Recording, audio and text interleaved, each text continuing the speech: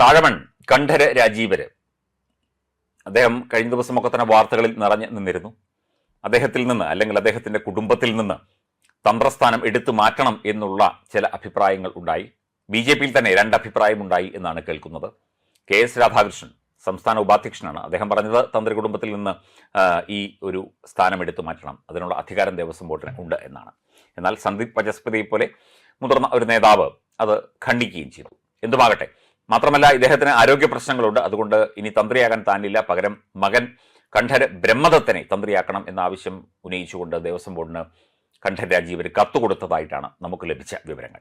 പക്ഷേ ഇദ്ദേഹത്തെ മുതിർന്ന അംഗം എന്നുള്ള നിലയ്ക്ക് ദേവസ്വം ബോർഡ് ഇന്റർവ്യൂ ബോർഡിൽ, അതായത് മേൽശാന്തിമാരുടെയും കീഴ്ശാന്തിമാരുടെയും ഇന്റർവ്യൂ ബോർഡിൽ ഇദ്ദേഹം ഉണ്ടായിരുന്നു. ഇനി ഇദ്ദേഹം ഉണ്ടാകില്ല, ഇദ്ദേഹത്തെ നീക്കിയതായി ദേവസ്വം ബോർഡ് ഔദ്യോഗികമായി അറിയിച്ചിരിക്കുന്നു. Devaswom board president doctor K. Jayakumar തന്നെയാണ് ഈ വിവരം അറിയിക്കുന്നത്. ഇദ്ദേഹം കേസിൽപ്പെട്ടു, അകത്തുപോയി. മാത്രമല്ല ഇദ്ദേഹം തന്ത്രിസ്ഥാനത്ത് നിന്ന് മാറ്റണം എന്ന് ഔദ്യോഗികമായി ആവശ്യപ്പെട്ടു. എല്ലാ കാരണങ്ങളും ചേർത്ത് വെച്ചുകൊണ്ട് കണ്ഠര് രാജീവരെ ഈ ഇന്റർവ്യൂ ബോർഡിൽ നിന്ന് മുതിർന്ന അംഗം എന്നുള്ള നിലയ്ക്ക്, ഇന്റർവ്യൂ ബോർഡ് ഹെഡ് ചെയ്യുന്ന അംഗം എന്നുള്ള നിലയ്ക്ക് അദ്ദേഹം ഉണ്ടായിരുന്നു. അദ്ദേഹത്തെ നീക്കിയിരിക്കുന്നു. ഇനിയിപ്പോൾ ആരെ അതിന് പകരമായി വെക്കണം, അദ്ദേഹത്തിന്റെ കുടുംബത്തിൽപ്പെട്ട മറ്റാരെങ്കിലും വെക്കണമോ അല്ലെങ്കിൽ വേറെ തന്ത്രിയെ കൊണ്ടുവരണമോ എന്നതിനെക്കുറിച്ചൊക്കെ ദേവസ്വം ബോർഡ് ആലോചിക്കുന്നു എന്നാണ് കേൾക്കുന്നത്. അതായത് ഒരു ഇന്റർവ്യൂ ബോർഡിൽ പോലും സ്ഥാനമില്ലാതായിരിക്കുന്നു ശബരിമല തന്ത്രിയായിരുന്ന, സിനിമാസ്കോപ്പ് പടം പോലെ തിളങ്ങി നിന്ന കണ്ഠര് രാജീവർക്ക് എന്നത് ഒരു ദുഃഖസത്യമാണ്. എന്നാൽ പോലും അവനവൻ ചെയ്ത പ്രവൃത്തിയുടെ ഫലം തീർച്ചയായിട്ടും അനുഭവിച്ചല്ലേ പറ്റൂ.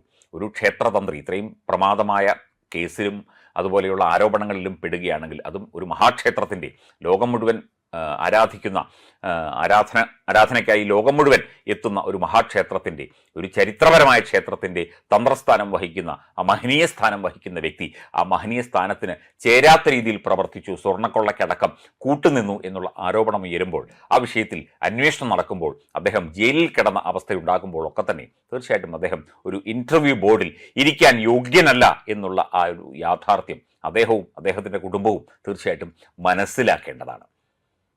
നമ്മൾ ചെയ്യുന്ന പ്രവൃത്തിയാണ് നമുക്ക് ഫലം തരുന്നത്. നമ്മൾ ഇരിക്കുന്ന കസേരയ്ക്ക് അല്ലെങ്കിൽ ഇരിക്കുന്ന സ്ഥാനത്തിന് ഉതകുന്ന രീതിയിലുള്ള പ്രവൃത്തിയെ ചെയ്യാവൂ. തട്ടിപ്പും വെട്ടിപ്പും മോഷണവും ഒക്കെ തന്നെ വെറും ലോക്കൽ കള്ളന്മാരെ പോലെ നടത്തുന്നതിന് കൂട്ടുനിൽക്കുകയും ഗൂഢാലോചനയിൽ പങ്കെടുക്കുകയും ഒക്കെ ചെയ്തു എന്ന ആരോപണം ഉയരുമ്പോൾ, അത്തരത്തിലുള്ള പ്രതിസന്ധികൾ ഉണ്ടാകുമ്പോൾ, ഒരു ക്ഷേത്ര സ്വത്ത് കൊള്ളയടിക്കാൻ ആ ക്ഷേത്രത്തിലെ ഏറ്റവും പ്രധാനപ്പെട്ട വ്യക്തി, ദേവന്റെ പിതൃസ്ഥാനത്ത് എന്ന് അവകാശപ്പെടുന്ന വ്യക്തി, അതിനെക്കുറിച്ചൊക്കെ നമുക്ക് പിന്നീട് പറയാം. പിതൃസ്ഥാനം മാതൃസ്ഥാനം ഒക്കെ തന്നെ പല രീതിയിൽ പല സങ്കല്പങ്ങളിൽ ഉണ്ട്, അതവിടെ നിൽക്കട്ടെ. എന്നാൽ പോലും അത്രയും പ്രധാനപ്പെട്ട ഒരു സ്ഥാനത്തിരിക്കുന്ന ഒരു വ്യക്തി ഇത്തരം കാര്യങ്ങൾ ചെയ്യുമ്പോൾ അദ്ദേഹത്തെ ഔദ്യോഗിക സ്ഥാനങ്ങളിൽ നിന്നും ആത്മീയ സ്ഥാനങ്ങളിൽ നിന്നും മാറ്റി നിർത്തുക സ്വാഭാവികമാണ്. അതുതന്നെയാണ് ഇവിടെ സംഭവിച്ചിരിക്കുന്നത്.